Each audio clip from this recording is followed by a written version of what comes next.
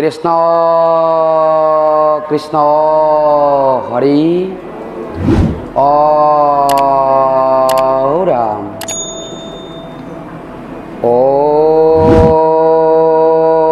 নমো ভগবতে বাসুদেবায়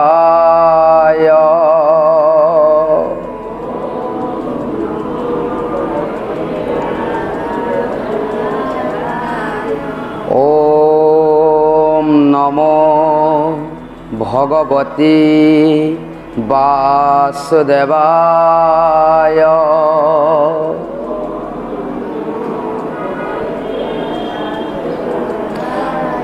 ওম নমো ভগবতে বাসুদেবায়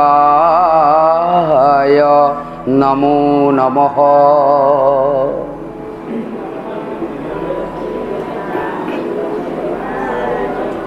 আমার অনুষ্ঠান আমি আরম্ভ কৰিছোঁ। ওম গুৰু কৃষ্ণ। যোৱাকালি নাৰদক ধ্ৰুৱই লগ পালে আৰু লগ পাই তেওঁ যিখিনি উপদেশ দিলে সেই উপদেশত শেষত ধ্ৰুৱই কৈ উঠিল যে আমাৰ পিতৃ পিতামহে যি ঠাই নাপালে মই সেই ঠাইখিনিক লক্ষ্য কৰি ভগৱন্তক উপাসনা কৰিম। আৰু তাৰ পিছৰ যিটো অধ্যায় এই অধ্যায়টো আজি পাঠ হ'ব। নাৰদে বুলন্ত শুনা ৰাজাৰ তনয়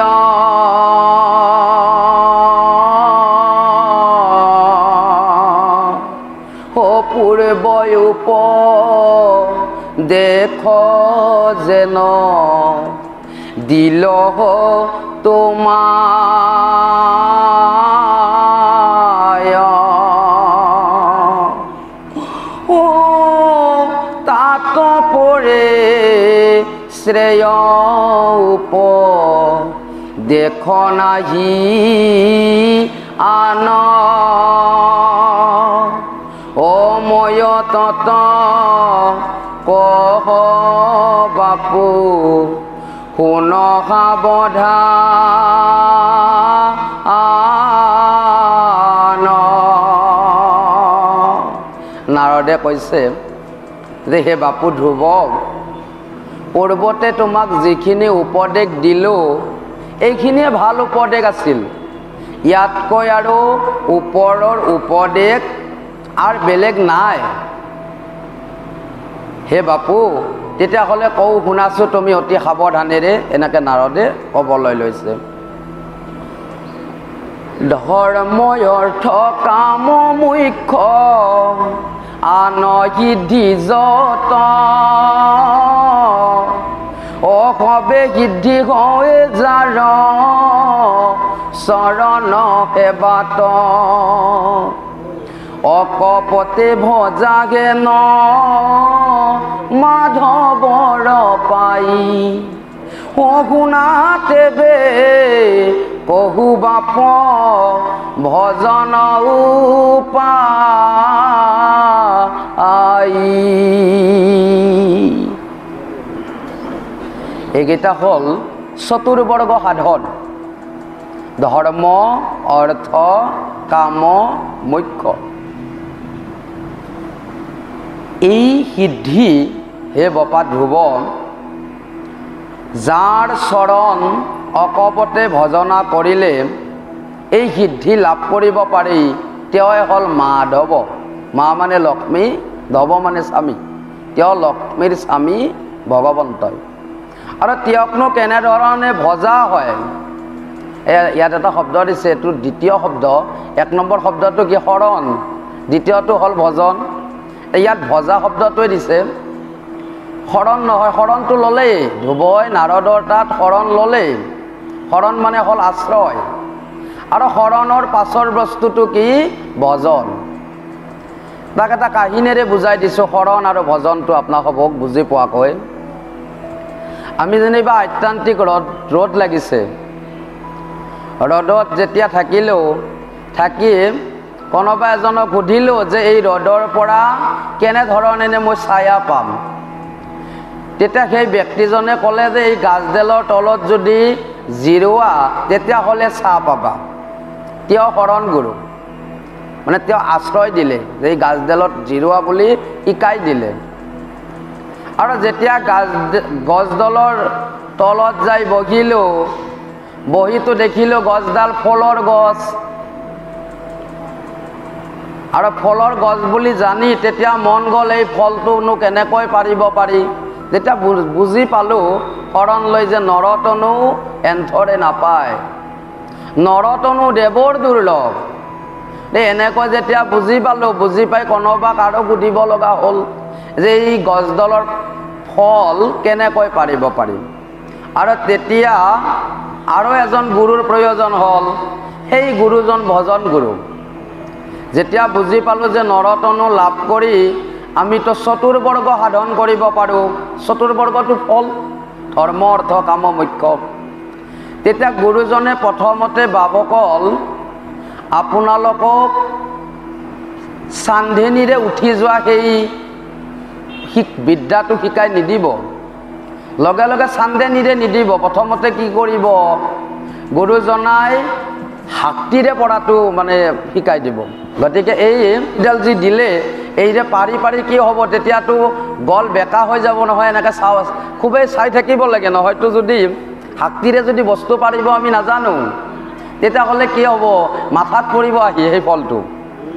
তেতিয়া এনেকৈ পাৰিব চাওঁতে চাওঁতে যেতিয়া আমাৰ বেজাৰ লাগিল, তেতিয়া আৰু গুৰুক সুধিব লাগিব যে গুৰুদেৱ কিবা বেলেগ উপায় নাইনে। মানে হাকুটিৰ জৰিয়তে মই কি ক'ব বিচাৰিছোঁ, প্ৰথমতে গুৰুজনাই ভগৱন্তৰ মৃন্ময় মূৰ্তি দেখুৱাই দিব। মানে লগে লগে নিৰাকাৰ ব্ৰহ্মক দেখুৱাই নিদিয়ে। প্ৰথমতে ক'ব যে ভগৱানে এজন মানুহৰ লেখীয়া, তেওঁৰ দুখন হাত দুখন ভৰি, যিটো ৰাম অৱতাৰ শ্ৰীকৃষ্ণ অৱতাৰ, এই বস্তুটোৱে প্ৰথম শিকাব। আৰু তাৰ পাছত যেতিয়া আপুনি যাব গুৰুৰ ওচৰলৈ, গৈ যেতিয়া সুধিব যে গুৰুদেৱ আৰু কিবা উপায় আছেনে, তেতিয়া গুৰুদেৱে কি কৰিব, সিদিনাখনত চান্ধেনী পেট দি নিদিয়ে, দেখুৱাই দিব এইডালেৰে পাৰি। সেইটো হ'ল কি, সেইটো হ'ল বাংময় মূৰ্তি স্মৰণ। মানে ভজনত এনেধৰণে আগুৱাই দিয়ে। বাংময় মূৰ্তি স্মৰণটো কেনেকুৱা, পদ্মাসনত বহিলোঁ, নাচিকাৰ অগ্ৰে ভুৰুৰ মধ্যে চালোঁ, চাই যেতিয়া চৰণৰ পৰা কৈ গৈ যেতিয়া মুণ্ড পালোঁ, যে চৰণত নপুৰ, কঁকালত মেখলা, পীত বস্ত্ৰ, বনমালা, বৈজন্তী মালা, আপাদ লম্বিত মালা, অজানু লম্বিত মালা, এনেকৈ যেতিয়া বন্যাই গৈ নাকৰ আগত মূৰ্তিটো আঁকিলোঁ, এইটো হ'ল বাংময় মূৰ্তি। তেতিয়া মৃন্ময় মূৰ্তিৰ প্ৰয়োজন নাই। আৰু তাৰ পিছত যেতিয়া গুৰুজনাৰ ওচৰলৈ পুনৰ আপুনি যাব, তেতিয়া আপোনাক আৰু নিৰাকাৰৰ কথা শিকাই দিব। যিটো প্ৰহ্লাদৰ হৈছিল, যোনপিনে চাইছে কোনপিনে ভগৱানক দেখিছে।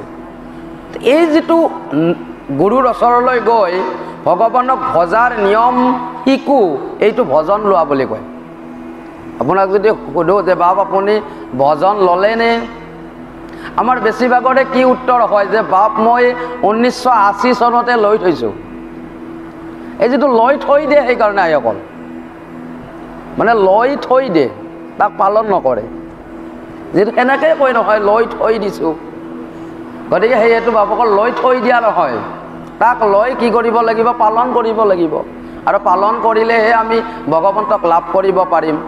এতিয়া নাৰদে কৈছে যে ধৰ্ম অৰ্থ কাম মোক্ষ যাৰ চৰণ সেৱা কৰিলে পায়, অকপতে সেই মাধৱৰ চৰণক কেনেকৈ ভজনা কৰিব লাগে মই শিকাই দিওঁ, শুনাচোন কেনেকৈ শিকাই দিয়ে চাওকচোন। যেনমতে হৰি তত হৈবন্ত বিদিত, যেনমতে পাইবি হবে মনৰ বাঞ্ছিত, পুণ্য নদী যমুনাৰ তীৰতে সাক্ষাৎ মধুবন নামে ক বনয়া চেতাত আৰ তাত পৰে আৰ পুণ্য ক্ষেত্ৰ না হিয়ান জাত সৰ্বকালে গোবিন দৰ অধিষ্ঠান সেহি বনি থাকি গোবিন দকয়া ৰধিবি স্নান কৰি যমুনাত ত্ৰিসন্ধ্যা কৰিবি। যেনেধৰণে ভগৱন্তই বিদিত হ'ব কেনেধৰণেনো মনৰ বাঞ্ছিত সম্পত্তি লাভ কৰিবি তাক কওঁ শুনাচোন। পুণ্য নদী যমুনা নদীৰ পাৰত এখন মধুবন নামৰে বন আছে আৰু সেই মধুবনৰ ওচৰলৈ মধুবনলৈ তুমি যাব লাগিব আৰু মধুবনলৈ গৈ মধুবন আত্যন্তিক পুণ্যক্ষেত্ৰ ধ্ৰুৱ য'ত ভগৱন্তই সৰ্বকালে থাকে ভগৱানৰ সৰ্বকালে অধিষ্ঠানৰ ঠাই সেই বনত থাকি তুমি কি কৰিব লাগিব ত্ৰিসন্ধ্যা স্নান কৰি ত্ৰিসন্ধ্যা ভগৱানক ভজনা কৰিব লাগিব। মানে ইয়াৰ দ্বাৰা আমি কি শিকালে আমাক শিকালে আমি যেতিয়া গধূলি ছাতি ধূপ যি জ্বলাব লগা হয় আইসকল আমি ৰাতিপুৱা নাম ল'লে ৰাতিপুৱা স্নান কৰিলোঁ সন্ধিয়া স্নান কৰি নাম ল'লেহে সেই নামে গতি পায়। মানে সন্ধিয়া নাম ল'বলৈ হ'লে সন্ধিয়া স্নান কৰিব লাগিব দুপৰীয়া নাম ল'বলৈ হ'লে দুপৰীয়া স্নান কৰিব লাগিব মানে নামৰ আগত স্নান হ'বই লাগিব। এই যিটো স্নান কেই প্ৰকাৰৰ শিক্ষক ছোৱালী স্নান কেনেধৰণে স্নান হয় যিটো অলপ কেইদিনমান আগে গ'ল দক্ষ আৰু মহাদেৱৰ যিটো বিবাদ এই বিবাদত স্নানকে বুজি নাপালে মানে স্নান বুজি নোপোৱাৰ কাৰণেই বিবাদ। স্নান 7 প্ৰকাৰৰ এনে বাহ্যিক স্নান আৰু আভ্যন্তৰিক স্নান 1 প্ৰকাৰৰ। প্ৰথমতে বাহ্যিকখিনি শিকক তাৰ পাছত আভ্যন্তৰিকখিনি শিকিব। বাহ্যিক স্নান কি 1 নম্বৰতে হ'ল জলস্নান মানে মাটিৰ তলৰ পৰা অহা পানীৰে যিটো আমি গা ধোওঁ বা বৰষুণৰ পানী ধৰি ৰাখি যিটো স্নান কৰোঁ এইটো তোমাৰ জলস্নান হয়। 2 নম্বৰতে হৈছে বৰুণ স্নান। বৰুণ মানে বৰষুণৰ পানী ক'তো নপৰাকৈ যদি ডাইৰেক্ট আহি আপোনাৰ মাথাত পৰিছে এইটো বৰুণ স্নান হয়। আমাৰ এটা কথাৰ আছে বজালীত যে সুফল কদলি সু নাৰী খেদেলি সু জল বৈধানা। আমাৰ এইফালে বৰষুণ বুলি নকয় নহয় বৈধান বুলিহে কয় এই বৈধান আনছে তো সেইকাৰণে যিটো বৈধানৰ পৰা বৰুণ শব্দটো বৰুণ এতিয়া সেইকাৰণে সু জল বৰুণ স্নান বুলি কয় মানে বৈধানৰ স্নানটো সুস্নান। 2 নম্বৰটো বুজি পালে। 3 নম্বৰ স্নানটো হৈছে ভৌম স্নান। ভৌম মানে মাটি এটা মাটিৰো বোলে আমি স্নান কৰিব পাৰোঁ আইসকল। মাটিৰে স্নান কৰাৰ আৰু প্ৰকাৰ আছে বেলেগ বেলেগ। কেনেকুৱা আগতে আমাৰ আইহোং কৰিছিল কি ধৰা ৰাতিপুৱা আই উঠি এই যি মাটিত অলপমান থু ফেলে দিলাক থু ফেলে দি তাৰ পৰা হাতৰ আঙুলি দি এনেকৈ তৰ্জনী আঙুলি দি এনেকৈ আনি সেই আঙুলি দি সুন্দৰভাৱে এনেকৈ এটা কটা দি থৈ দিলাক ডাঙৰকৈ। এই স্নানটো ভৌম স্নান মানে দিনটো যাতে ল'ৰাটোৰ বা ছোৱালীজনীৰ একো হ'ব নোৱাৰে তাৰ কাৰণে মাটি দি স্নান কৰি থৈ দিলাক। এতিয়া যদিও দামিক বস্তু ওলাইছে আইসকল সেই মাটিক নৰে আৰু আজিকালিতো মাটি নেদে হয় না, আজিকালি যিটো বস্তু দিয়ে, কিন্তু সেই আগৰ যিটো মাটি, সেই মাটিটো বহুত ওপৰৰ বস্তু আছিল, সেইটো ভৌম স্নানত পৰে। তুলসীৰ তলৰ মাটি যদি বটলত বা ক'ৰবাত পাত্ৰত ভৰাই থৈ তাক যদি ৰাতিপুৱা নাম লোৱাৰ সময়ত যদি পৰিধান কৰোঁ, সেইটোও ভৌম স্নান হয়। এটা মহাদেৱ যোগী, মহাদেৱ মহাভকতে কি কৰে, কিন্তু যেতিয়া স্নান কৰিবলৈ সময় হয় তেওঁ মাটিত লেটি লয়, মানে মাটিত বাগৰে, সেইটো ভৌম স্নান। এটা আৰু আছে ভৌম স্নান, ভগৱন্তৰ এবাৰ অসুখ হ'ল নহয়, মাথাৰ বিষ হ'ল, তেওঁ লীলা কৰিলে আৰু লীলা কৰিম ক'লে যে মোৰ ভকতৰ চৰণত ধূলি পালে মোৰ মাথাৰ বিষ ভাল হ'ব। আৰু তেতিয়া ভকতৰ ওচৰলৈ গ'ল যে ভগৱানৰ মাথাৰ বিষ, অলপ চৰণত ধূলি লাগে। ভকতবিলাকে বোলে আমিতো ভগৱানৰ চৰণত ধূলি আমাক লাগে, আমি আৰু ভগৱানক কেনেকৈ চৰণৰ ধূলি দিম, এইবুলি কি হ'ল, কোনেও নিদিয়ে। গোপীসকলৰ ওচৰলৈ গ'ল, গোপীসকলে ক'লে যে ভগৱানক ভাল কৰাৰ কাৰণে চৰণৰ ধূলিটো বাদেই দিয়া, যদি প্ৰাণটোও দিব লাগে আমি প্ৰাণটো দিয়াৰ বাবেও সাজু আছোঁ। আৰু কি কৰিলে, এখন চাদৰ পাৰি যেতিয়া তাত গোটেই গোপীসকলে খোজ দিলে, এক টপলা ধূলা হ'ল। আৰু যি টপলা ধূলা হ'ল, এই টপলা ধূলা নি যেতিয়া ভগৱন্তক দিলে, ভগৱন্তই মাথাত ঘঁহি লীলা কৰিলে যে মোৰ বেমাৰ ভাল হ'ল।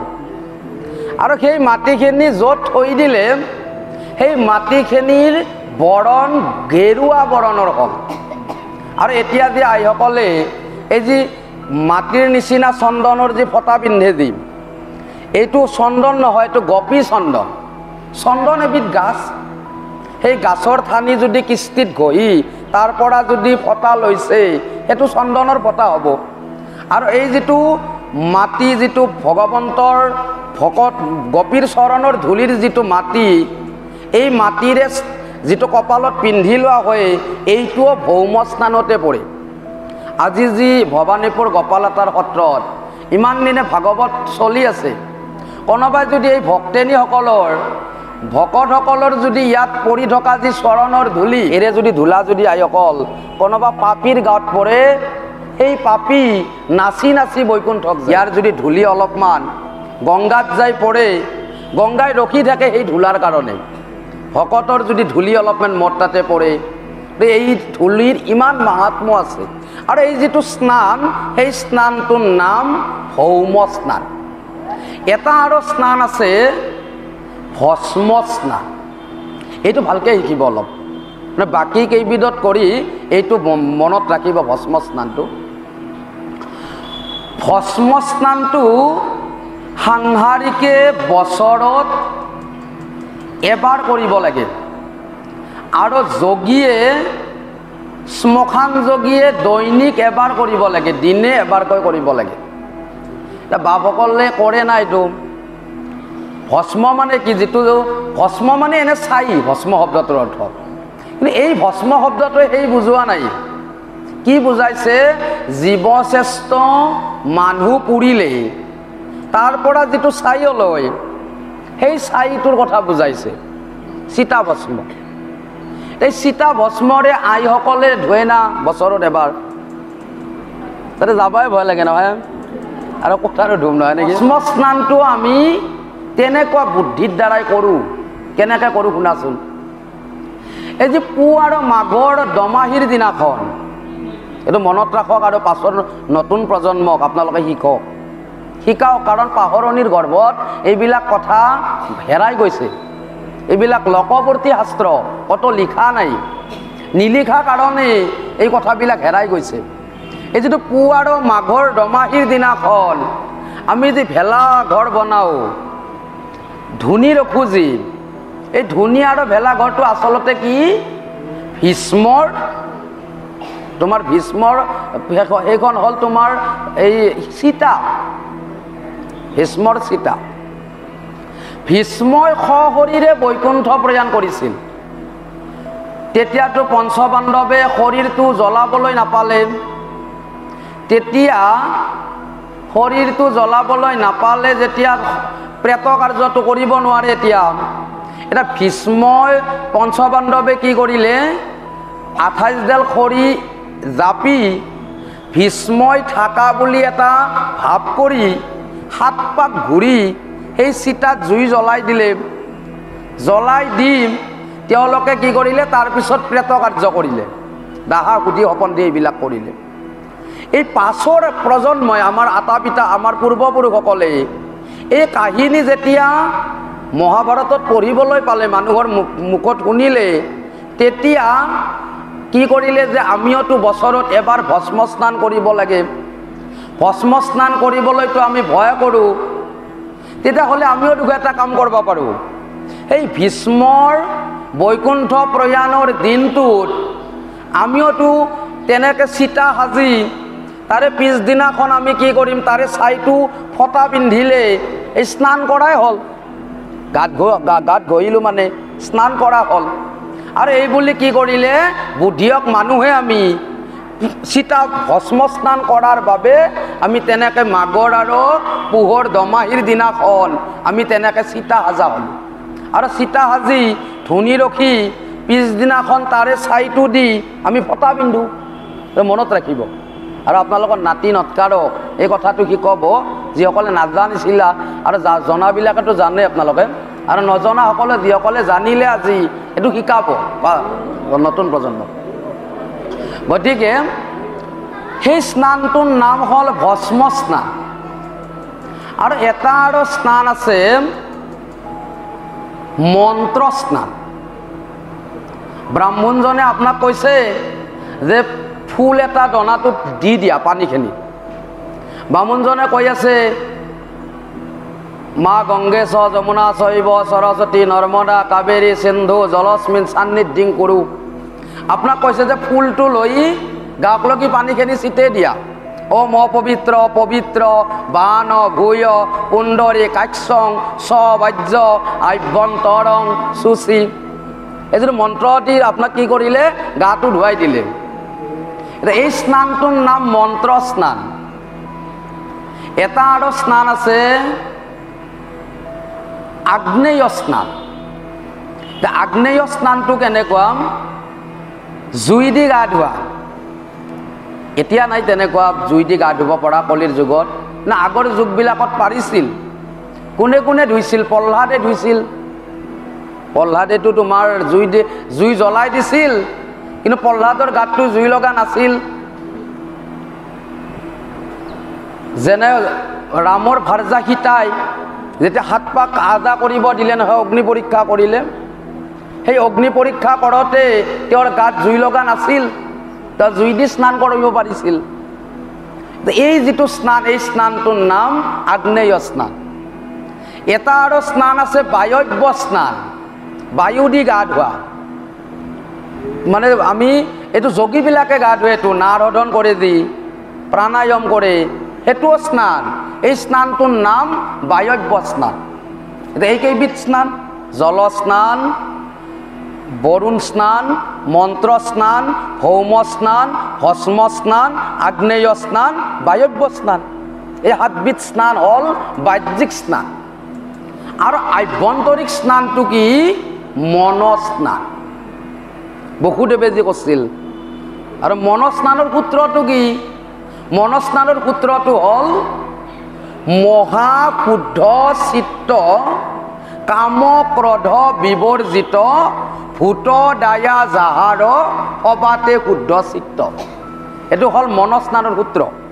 মানে মনৰ পৰা যেতিয়া কাম ক্ৰোধটো নাইকিয়া হ'ব, তেতিয়া তেওঁ কি হয়, ভিতৰি শুদ্ধ হয় মানুহজন।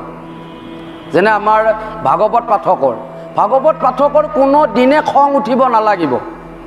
ধৰা সত্ৰাধিকাৰ এজনে কোনো দিনে ক্ৰোধী হ'ব নালাগিব।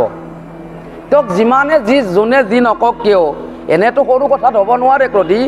আৰু যদি তেওঁক কোনোবাই আত্যান্তিক বয়াকে কোৱাৰ পিছতো তেওঁ ক্ৰোধী হ'ব নালাগিব। দেৱাভিমান নাইকিয়া হ'লে তেওঁ সত্ৰাধিকাৰ বুলি কয়। মানে দেৱাভিমান মানে কি, এতিয়া জৰভৰতক কাভে কালা বুলি কৈছি, কাভে বেঙা বুলি কৈছে, কিন্তু জ্বৰ ভৰতত দেৱ ইমান নাই কাৰণে তেওঁ কি কৰিছে, কাৰোবাক প্ৰতি উত্তৰ কৰিছেনে? প্ৰতি উত্তৰ কৰা নাই। জ্বৰ ভৰতে সত্ৰাধিকাৰ। আৰু আমাৰো যদি বৰ্তমানত সেনেকুৱা কোনোবা ব্যক্তি আছে, তেওঁক নাপেতলেও সত্ৰাধিকাৰ, তেওঁক পদবীটো দিলে যে সত্ৰাধিকাৰ তেনেকুৱা নহয়। তেনেকুৱা গুণৰ যদি কোনোবাই অধিকাৰী, তেওঁ সত্ৰাধিকাৰ। আৰু যদি তেনেকুৱা গুণৰ অধিকাৰী নহয়, তেওঁক এনেকৈ ভোট দি জিকলোৱে দে, ভোট দি জিকলি সেনেকৈ সত্ৰাধিকাৰ হ'ব পাৰে না? সত্ৰাধিকাৰৰ যিটো তোমাৰ মানে লক্ষণ চৰিত্ৰ, সত্ৰাধিকাৰ এজনৰ যিখিনি গুণ, সেই গুণখিনি তেওঁৰ থাকিব লাগিব। আমি ভাগৱতী, ভাগৱতী এজনৰ যদি এটা ভাগৱতীৰ গুণ আমাৰ নাথাকে, এনে কোন লোকে লোকে পঢ়িলেও দে বঢ়িয়াকে, পণ্ডিত হ'লে বুজাব পাৰে, আৰু গায়কৰ নিচিনা মাতটো ভাল হ'লে পঢ়বা পাৰে, সেনেকৈ আৰু ভাগৱতী হ'ব না? ভাকুল লোকে পঢ়িলে তেওঁ যদি তাৰে এটাও তেনেকুৱা নহয়, তেনেকুৱা গুণ যদি তেওঁৰ এটাও নাথাকে, এইটোতো নহ'ব তেনেকৈ হ'লে। এতিয়া কৈছে যে যমুনা নদী, পুণ্য নদী, তাত স্নান কৰি তুমি ত্ৰিসন্ধ্যা গায়ত্ৰী কৰিবা। আৰু কি কয় চাওচোন, কুশ কৃষ্ণাজিন শুদ্ধ আসন কৰিবি, প্ৰাণায়াম কৰি প্ৰাণ মন নিয়মিবি, প্ৰণৱ উচ্চাৰি হৃদি পংকজ মধ্যত, প্ৰথমতে কৃষ্ণক চিন্তিবি হৃদয়ত। কুশ কৃষ্ণাজিন শুদ্ধ আসন লাগিব। মানে বসুমতী তাইসকল ইয়াৰ লগত সংগতি ৰাখি আৰু এটা কথা শিকাই দিওঁ দে আপোনালোকক। কোনটো কথা? শৰাই পাততে কিয় কলপাত দিব লাগে? শৰাই পাততে বেলেগ গাছৰ পাত দিলে কিয় নহয়? কলপাতেদি যে লগা হ'ল, কলপাত কিয় লাগে বা কলপাতে কিয় ইমান প্ৰাধান্য পালে শিককচোন। এনেকুৱা কথাবিলাক শিকিব লাগে। আমি যদিও কলপাত দিওঁ, বেছিভাগে নাজানে যে কলপাত কিয় দিব লাগে। কল গাছৰ জন্মই নাজানে নহয়, কল গছৰ জন্ম জানিলেহে এইবিলাক জানিব। শিকক চোৱা যে কল গাছৰ কেনেকৈ জন্ম হ'ল। স্বৰ্গৰ অপেশ্বৰী ৰম্ভাই ভগৱান কৃষ্ণক পোৱাৰ অভিলাষত আমাৰ পৃথিৱীৰ এজন উদ্লক নামৰ ক্ৰোধী মুনিৰ লগত বিয়া হৈছিল। দুৰ্বাসাই যেনেকুৱা ক্ৰোধী, উদ্লকেও তেনেকুৱা ক্ৰোধীয়ে আছিল। আৰু এদিন কি হ'ল, উদ্লকৰ গুৰুদেৱে তেওঁৰ গৃহলৈ আহিছে। গৃহলৈ অহাত মানে তেওঁ ৰম্ভাই গৈছে তোমাৰ পানী আনিবলৈ। পানী আনি সময়ভাৱে একে সময়তে আহি পালে। তেতিয়া ৰম্ভাক লগে লগে উদ্লকে ক'লে যে ৰম্ভা, তুমি সময়মতে আহি পাইছ, গুৰুদেৱৰ চৰণ মালিচ কৰা। তেতিয়া ৰম্ভাই কৈছে যে গুৰুদেৱে আহি পাইছে মাত্ৰ, তেওঁৰ চৰণ ধোৱাও, চৰণ ধোৱাই চাহ জলপান দিওঁ, তাৰপিছত যিহেতুকে গুৰুদেৱে ৰাতি থাকিব, লগ হৈ একেলগে চৰণ মালিচ কৰিম। এই কথাখিনি কৈ থাকিল এঠাইতে থিয় হৈ। আৰু তেতিয়া ক্ৰোধী মুনি উদ্লকৰ খং উঠি এনেকুৱা ভাৱ হ'ল যে মোৰ বাক্যখিনি শুনিও তুমি গছৰ নিচিনাকৈ তাত থিয় হৈ থাকিলা, মোৰ অভিশাপৰ ফলত তুমি গছ হৈ জন্মগ্ৰহণ কৰা, এনেকৈ অভিশাপ দি দিলে। আৰু তেতিয়া অভিশাপটো শুনি ৰম্ভাই ক'লে যে হে স্বামী দেৱতা, মই গছ হ'ম, কিন্তু মোক এনেকুৱা গছ হ'বলৈ বৰ দিয়া যাতে সেই গছ কৃষ্ণ পূজাত ব্যৱহাৰ হয়। তেতিয়া উদ্লকে ক'লে তথাস্তু, তোমাৰ সেইটোৱে হ'ব, তোমাক কৃষ্ণ পূজাত ব্যৱহাৰ কৰিব তুমি যি গাছ হ'বা। তেতিয়া গুৰুদেৱে যি উপস্থিত আছিল উদ্লকৰ, তেওঁ ক'লে যে ৰম্ভা, তোমাৰ স্বামীৰ অভিশাপত তুমি গছ হ'বা। স্বামীয়ে বৰ দিলে যে তোমাক কৃষ্ণ পূজাত ব্যৱহাৰ কৰিব, হে ৰম্ভা, তোমাৰ চৰিত্ৰ যেতিয়া মানুহে জানিব, তোমাক কিয় কৃষ্ণ পূজাত ব্যৱহাৰ কৰিব? চৰিত্ৰ মানে যিসকলে আধ্যাত্মিক কিতাপ পঢ়ে তেওঁলোকে জানিছে ৰম্ভাই অপেশ্বৰী আছিলতো। অপেশ্বৰীসকলৰ চৰিত্ৰটো বেভিচাৰিণী আছিল তেওঁলোকে।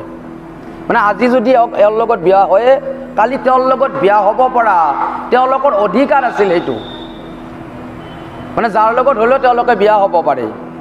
এতিয়াতো তেওঁলোকে বেভিচাৰিণী বুলি গম পোৱাৰ পিছত ৰম্ভাই আহি কলগাছ হোৱা বুলি গম পালে আইসকল, আপোনালোকে কলপাত ব্যৱহাৰ কৰিব নেকি? নকৰিব। তেতিয়াহে ৰম্ভাই ভুল বুজি পালে। মইতো ইমান ভবা নাছিলোঁ যে হে গুৰুদেৱ, মোৰ অভিশাপটো আপুনি উঠাই দিয়ক। স্বামী দেৱতাক ক'লে মোৰ অভিশাপটো আপুনি উঠাই লওক। তেতিয়া মানে উদ্লকে ক'লে যে হে ৰম্ভা, মইতো এতিয়া উঠাব নোৱাৰোঁ অভিশাপটো। তেতিয়া গুৰুদেৱৰ চৰণত দণ্ডৱতে পৰি ৰম্ভাই কান্দিব ধৰিলে যে গুৰুদেৱ মোক কিবা উপায় দিয়ক। সেই গুৰুদেৱৰ আৰু গুৰু আছিল বৃহস্পতি, দেৱতাৰ গুৰু বৃহস্পতি। তেতিয়া বৃহস্পতিক ধ্যান কৰিলে যে গুৰুদেৱ, মোৰ শিষ্য এজনে এনেকুৱা বিপদত পৰিছে, এতিয়া তেওঁক কি কৰা যায়, কেনেকৈ উদ্ধাৰ কৰা যায়? তেতিয়া বৃহস্পতিয়ে ক'লে যে ময়ো অভিশাপটো উঠাব নোৱাৰিম, কিন্তু ৰম্ভাক কৈ দিয়া যে যদিও তেওঁ স্বামীৰ অভিশাপত গছ হ'ব, সেই গছত মই বিৰাজমান হ'ম। মানে বৃহস্পতি থাকিব সেই গছত, আৰু যেতিয়া বৃহস্পতি থাকিব তেতিয়া সেই গাছডাল কি হ'ব? পবিত্ৰ গছ হ'ব। এতিয়া ৰম্ভাৰ নাম আছিল আৰু তিনিটা, কুণ্ডলী, কদলী আৰু ৰম্ভা। মনত ৰাখবাই তিনিটা, কুণ্ডলী, কদলী। কাহিনীটো কাৰোবাক ক'ব লাগিলে নাম তিনিটা লাগিব নহয়। কুণ্ডলী, কদলী, ৰম্ভা। এতিয়া তাৰে কদলী নামেদি সেই গাছডালৰ নাম কদলী হ'ল। এনে যদিও এতিয়া কলগাছ বুলি কয়, এনে কলটো এটা সংক্ষিপ্ত শব্দ, কিন্তু মূল শাস্ত্ৰ মতে শব্দটো হ'ল কি? কদলী। আৰু সেই যি মই অলপ আগতে কৈছিলোঁ কুফল কদলী, কুফল কদলীটো শ্ৰেষ্ঠ ফল কলটো। গতিকে সেই কদলী কল হ'ল। সেইকাৰণে আইসকল কিবা এটা ধৰ্মীয় অনুষ্ঠান পাতিলে যি এই গেটত যে কলপুলি ৰুব লাগে, আপোনালোকে কাৰো সুধছে না সত্ৰাধিকাৰক কেতিয়াবা কিয়নো ৰুব লাগে? সুধবচোন। বেলেগ ৰুলি নহয়, তামোল ৰুলি নহয় নেকি? কিয় কলগাছ ৰুব লাগে? কিয় কলগাছ ৰুব লাগে আজি অলপ বুজি পালেনে? মানে কলগাছত যিহেতু বৃহস্পতি থাকিলে, গুৰু আগত, গুৰু বিনা ভকতি মুকুতি ৰকতি কেতিয়াও নহয়। গুৰুক আগস্থান দিব লাগে। কলগাছডাল আগত পুতি আমি কি কৰিব লাগে? গুৰু যি শ্ৰেষ্ঠ তাক তাৰমানে আমাক কলগাছ দুডালে বুজাই দিয়ে। তাত থকা কলগাছ দুডালে এটা এটা নতুনকৈ আপোনালোকে বস্তি কৰিব। বস্তিত প্ৰথম কি ৰুব লাগে? অকল কলগাছ ৰুব লাগে। আগৰ মানুহে ৰুইছিল। কলগাছ কিয় ৰুব লাগে? আগে গুৰুক আগস্থান দিব লাগে। বিবাহতে ৰাস্তাত দুপেট কলগাছ ৰুব লাগে, চোতালত 4 পেট ৰুব লাগে। কেতিয়াবা আপোনালোকে সুধছে না কাৰোবাক যে কিয় তাতে 4 পেট লগা হ'ল? আৰু ৰাস্তাত মানে যেতিয়া ধুৱাব সিদিনাখন যে কলত তলত কিয় ধুৱাব লগা হ'ল সুধছে না? সোধা নাই নহয়, হয়তো সুধবা লাগিব ভাগৱতীসকল। বিবাহৰ আগৰ থকা কলপুলি দুটাই কি বুজয়? আদি গুৰু মাক বাপেকক বুজয়। আৰু ধৰ্মীয় অনুষ্ঠান এটা পাতিলে যি দুডাল কলপুলি পুতে তাতে বেলেগ বুজয়। কিন্তু গুৰুৱে, গুৰু 4 ধৰণৰ গুৰু আছে। আদি গুৰু, শিক্ষা গুৰু, শৰণ গুৰু, ভজন গুৰু। এতিয়া কলগাছে যদিও বৃহস্পতি থাকিল, কলগছে গুৰুক বুজয়। এতিয়া গুৰুটো গোটেইহে বেলেগ বেলেগ গুৰু হ'ব। আপোনালোকে এখন ধৰ্মসভা পাতছে সত্ৰত, সেই কলপুলি দুটাই কি বুজাব? তাতে বুজাব তোমাৰ শৰণ গুৰু আৰু ভজন গুৰু। বিবাহৰ যি দুডাল কলপুলি পুতিছে তাত সেই দুডালে কি বুজাব? আদি গুৰু মাক বাপেকক। আদি গুৰু মাক বাপেকক বুজৰ। এতিয়া যদি আমাৰ দৰা মানে আমি ল'ৰাবিলাকে জানি যদি কলপুলি দুটা ৰুলো হৈ তেতিয়াহ'লে সংসাৰত আজি এনেহেন নহলাকে হৈ মাক বাপেকৰ প্ৰতি অনাদৰ, বৃদ্ধাশ্ৰমৰ সৃষ্টি নহ'ল হৈ। কাৰণ আমি যে কলপলিহি ৰুলোঁ, আমাৰ বয়োবৃদ্ধ কোনোবা একজনে কৈছে বিয়াত কিন্তু কলপলি লাগব দেই পাঁচটা, এনেকৈ কৈছে। আপোনালোকক কাৰোবাই কৈছে, তেওঁতো সোধা নাই কোনোদিন যে কিয় কলপলি লাগে, পূৰ্বৰ পৰাই ৰুইছে, আপোনালোকৰ ৰুই গৈছে। এনেকৈ বস্তুটোৰ অৰ্থ নুবুজাকৈ তাক পালন কৰি থাকিলে কোনো ফল পোৱা নাযাব। তাত কি বুজাব? আদি গুৰু মাক বাপেকক বুজাব। মাক বাপেকক কিহৰ বাবে লাগিব? তাতে কইনাগিৰিত তাতো দুটা লাগিব, ইয়াতো দুটা লাগিব, মানে দৰাগিৰিৰ ঘৰত। এতিয়া এই যেতিয়া শেষত কি কৰে, মাকে একগিলাচ গাখীৰ খাব দিয়ে নহয় ল'ৰাটো, দৰাজনক। এই গাখীৰ গিলাচ এক গাখীৰ মাকে দিয়া, মানে সেই গাখীৰ গিলাচত কি হয়, আধা মৰম ভাৰজাই লৈ যায়। এইটো প্ৰাকৃতিক নিব এইটো। কিন্তু এতিয়া আমাৰ ল'ৰাবিলাকৰ কি হৈছে, গোটেই মৰমখিনিয়ে ভাৰজাই লৈ যায়, নহয় নেকি আইসকল? ওই বাস্তৱ সমাজৰ কথা কৈছে এইটো। মানে এতিয়া সেনেকুৱা হৈছে। তাৰ মূলত অৰ্থটো কি? মূলত অৰ্থটো হ'ল পৰমাৰ্থ বুজি নোপোৱা, আধ্যাত্মিক তত্ত্ব বুজি নোপোৱা। এতিয়া সেই গাখীৰ গিলাচ খাই যেতিয়া দৰাই শৰমালাত তলক লগি ওলাই আহিল, ওলাই আহি যেতিয়া কলপলি দুডাল যদি জানিৰ ওলা হৈ, তেওঁ কলপলি দুডালত দেখি চাই জ্ঞান হ'ল হয় কি বুলি, যে আই পিতাই জন্ম দিয়াইহে মই ভাৰজাক পাইছোঁ। আই পিতাই জন্ম নেদলিতো মই ভাৰজা আজি ল'বা নল্লো হৈ। যিজনী ভাৰজাক তোমাৰ প্ৰাণত কৰিও অধিক বুলি ভাবা যে ভাৰজাগৰাকীক আই পিতাই জন্ম নেদলি নাপালোঁ হৈ। যেতিয়া কইনাগিৰিৰ ঘৰক লগিও যাম, কইনাগিৰিৰ ঘৰক লগি যাওঁতেও তাতো কি হ'ল, কলপলিয়ে দুপেট থাকিল। তাতো একবাৰ মনত ফেলে দিছি, কিন্তু মায়ে দেউতাহে জন্ম দিছি দেই, এই আদি গুৰু মায়ে দেউতে। আৰু যেতিয়া তালৈকে গ'লোঁ, চতলত সোমালোঁ, চতলত চাৰিটা পলি দিছি। চাৰিটা পলি কি বুজয়? আগৰ দুটা পলি নিজৰ মাক বাপেকক বুজয়, আৰু পাছত দুটা পলি শাহে শহুৰেকক বুজয়। মানে তোমাৰ আনৰ আইক আই বুললি, এতিয়া যদি মই ভৱানীপুৰৰ গোটেইকেইজনীকে আই বোলো, আমাৰ মায়ে যদি শুনে তেতিয়া বয়া পাব নেকি? কিয় গোটেইকেইটাক আই বুলছ তুমি? এনেকৈতো বয়া নাপায়। যেনে আপোনালোকৰ ল'ৰাই যদি আপোনাৰ বয়সৰ প্ৰত্যেক মহিলাকে যদি আই বোলা কৰে, আপুনি বয়া পাব না? নাপায় নিশ্চয়। তেনে আনৰ আইক আই বুললি নিজৰ আইক অপমান কৰা নহয়, আনৰ পিতাক পিতা বুললি নিজৰ পিতাক অপমান কৰা নহয়। কিন্তু নিজৰ মাক বাপেকক নাচে আনৰ আইক আই পিতা বুলবা গেলি সেটিহে অপমান কৰা হয়। এইটো নহ'ব যদিহে আমি কলপলিৰ কথাটো জানি ৰুলোহেঁতেন। এতিয়া আজি অলপমান বুজি পাইছে নে যে কলপলি কিয় ৰুৱে, কলপলিৰ কলৰ গছৰ কেনেকৈ জন্ম হ'ল? তাৰ পাছত এইখিনিকলৈকে বুজি পালে, ইন্দ্ৰই আৰু যি গুৰু বিশ্বৰূপত তাতে শৰণাগত হৈ, তেওঁৰ কি দোষৰ বাবে? তেওঁ যদিও দেৱতাৰ গুৰু হৈছিল, নাৰায়ণ কবচ দিছিল দেৱতাসকলক, তেওঁলোকৰ মামেক আহাৰ বংশটো অসুৰ আছিল। তেওঁ ত্ৰস্তাৰ পুত্ৰ আছিল বিশ্বৰূপে। ত্ৰস্তাই ৰচনাক বিয়া কৰিছিল, ৰচনাই অসুৰ আছিল, অসুৰৰ কন্যা আছিল। আৰু তেতিয়া বিশ্বৰূপৰ পৰা যেতিয়া বিশ্বৰূপক হত্যা কৰিলে ইন্দ্ৰই, সেই অপৰাধৰ ফলত ভগৱানৰ প্ৰসাদ দৈত্যক দিয়াৰ অপৰাধত, অমৃতৰ ভাগ দৈত্যক দিয়াৰ বাবে, তেতিয়া কি হ'ল, তেওঁৰ ব্ৰহ্ম হত্যা পাপত লিপ্ত হ'ল ইন্দ্ৰই। পাপক কি কৰিলে? চাৰি ভাগ কৰিলে খণ্ডন কৰাৰ কাৰণে। মাটিক দিলে, পানীক দিলে, গাছক দিলে আৰু নাৰীক দিলে। মাটিক পাপ দিয়াৰ ফলত কি হ'ল? মাটিত উখৰা মাটিত গাছ নগজা হ'ল।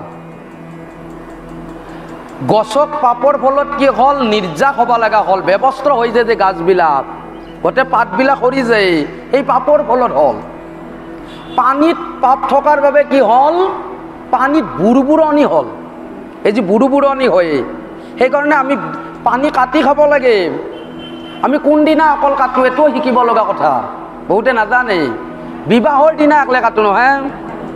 এতিয়া বিবাহৰ পানী কিয় কাটে এইটো বহুতে নাজানে। আজি অলপ বুজি পালা, যিসকলে জনা নাছিলা। মানে বিবাহৰ পানী এই কাৰণে কাটে, ইন্দ্ৰৰ ব্ৰহ্ম হত্যা পাপ পানীত আছে। সেই পানীত থকা পাপক কাটি যেতিয়া সেই পানী তুলি অনা যায়, তেতিয়া সেই কাৰণ পানী তুলিবলৈ যাওঁতে ইমান প্ৰত্যেকে কি কৰে, মানে একদম হীৰা মানে নোহোৱাজনেও দৰ্পণা চুনক হ'লেও দি যায় নহয় নেকি, অত্যন্ত সুন্দৰ ৰূপত যায় নহয়। আৰু সুন্দৰ ৰূপত যায় বাবে তোমাৰ কি হয়, যাতে চোৱাৰ লগে লগে তোমাৰ ৰূপ দেখা পায়। যেতিয়া কলচী লয়, নাৰীয়ে যেতিয়া কাষত কলচী লয়, তাৰে ফটো এটা উঠাবচোন আপুনি, কিমান ধুনীয়া দেখি। এতিয়া কাষত কলচী ল'ব, ইমান ধুনীয়া লগা হয়। তাৰমানে সেই দৃশ্যটো দেখি সাগৰে বাগৰি পৰিব পাৰে, সেইকাৰণে পাছত দেখি চাব আগৰিছি। অত্যন্ত সুন্দৰ লগা হয় মানে মহিলাগৰাকী, সেইটোহে তাৰমানে নাম সেই গানটোৰ অৰ্থ। গতিকে আমি যিটো আমাৰ মই কলগছৰ কথা কৈ আছিলোঁ, যে কল মানে তেনেধৰণে আগৰ দুটাই তোমাৰ এই তাত থকা যি চাৰিটা, সেই চাৰিটাই কি বুজালে, আদিগুৰু, পিতৃ মাতৃ আৰু শাহে শৌৰেকক বুজালে। আৰু এনেকুৱাকে কলগছৰ জন্ম হ'ল। এতিয়া কৈ আছোঁ কি, যে কলপাত কিয় দিব লগা হ'ল শৰাই পাততে? ইন্দ্ৰৰ ব্ৰহ্ম যেতিয়া পানীত থাকিল পাপ, আৰু পানীত পাপৰ ফলত বুৰবুৰণি হ'ল, সেইকাৰণে বিবাহত আমি পানীটো কাটি আনিব লাগে। মনত ৰাখবা এইটো, কিয় পানীটো কাটি আনিব লাগে। আৰু তাৰপিছত এই যে নাৰীক দিলে, নাৰীৰ তাৰ ফলত ৰজস্বলা হ'ল। নাৰীৰ যি আপোনালোকৰ ৰজস্বলা হয়, এইটো পাপৰ ফলত হ'ল। আৰু এই যিটো বসুমতীত পাপ থাকিল, তেতিয়া এই শৰাইখন যদি আমি মাটিত পাতো, আইসকল পাক্কাত পাতিলেও, পাক্কাটো মাটিয়ে, এই পাক্কাত পাতিলেও ইন্দ্ৰৰ ব্ৰহ্ম হত্যা পাপ থাকে তাতে, শৰাইখনততো লাগি যাব। এই শৰাইখনত নালাগিবৰ বাবে তাক কোনে বাধা দিব পাৰে? গুৰুই বাধা দিব পাৰে। গুৰু, এতিয়া গুৰু এজনক আপোনালোকৰ সত্ৰাধিকাৰজনে কাৰোবাৰ গুৰু, তেওঁক বাগাত দিবা দি তাৰে ওপৰততো আমি শৰাইখন পাতবা নোৱাৰো। আৰু তেওঁ বাধা দিব পাৰিব, গুৰুই বাধা দিব পাৰে পাপক। এতিয়া আমি তেনেকুৱা কৰিব যিহেতু নোৱাৰো, আমি গম পালোঁ কি, যে গুৰু বৃহস্পতি কলগছত আছে। তেতিয়াহ'লে গাছডালত যদি গুৰু বৃহস্পতি আছে, পাততো আছে। আৰু সেই পাত যেতিয়া আমি তোমাৰ মাটিত পাতি তাৰ ওপৰত শৰাইখন দিম, তেতিয়া ইন্দ্ৰৰ ব্ৰহ্ম হত্যা পাপে শৰাইখনক চুব নোৱাৰিব। সেইকাৰণে কলপাত দিব লাগে বুলি নাতি নৎকাৰক যদি শিকাব পাৰে আপোনালোকে, তেতিয়া আপোনালোকৰ কথা মানব। আৰু আপোনালোকে যদি বুজাই ক'ব নোৱাৰে, তেতিয়াহ'লে তেওঁলোকে ক'ব, কিয় গামেৰিৰ পাতত দিলে নহয় নেকি? তত্ত্বটো ক'ব জানিব লাগিব, তেতিয়াহে মানব। এইটো মনত ৰাখিব আৰু মনত ৰাখি ক'বলৈ চেষ্টা কৰিব। কৃষ্ণ। হে ৰাম, আপোনাৰ সন্মুখে পিয়া পাছে হৰি, ভকতৰ অৰ্থে জিত আশা মূৰ্তি ধৰি, ভকতৰ মনৰথ সদায়ে পূৰন্ত, যেই যেন খোজে তাক সৰ্বদায়ে দেন্ত। আপোনাৰ সন্মুখত ভগৱন্তক তুমি স্থাপন কৰিবা, ভকতৰ ৰক্ষাৰ বাবে। এনেতো ভগৱানৰ ৰূপ নাই, কিন্তু ভকতক ৰক্ষাৰ বাবে যি ৰাম হৈছে, শ্ৰীকৃষ্ণ হৈছে, তাৰে ভিতৰত কোনোবা এটা মূৰ্তি তুমি সন্মুখত ৰাখিবা, ধ্ৰুৱ। প্ৰসন্ন বদন পূৰ্ণ চন্দ্ৰ সমহৰ, উন্নত নাখি কাটিল কুসুম সুন্দৰ। কি ৰূপত ভগৱানক চাব লাগিব, এই ৰূপটোৰ কথা কৈছে। অৰুণ নয়ন নৱ পংকজ পৰাই, ও সকৰুণ দৃষ্টি যাৰ থাকে সৰ্বদাই।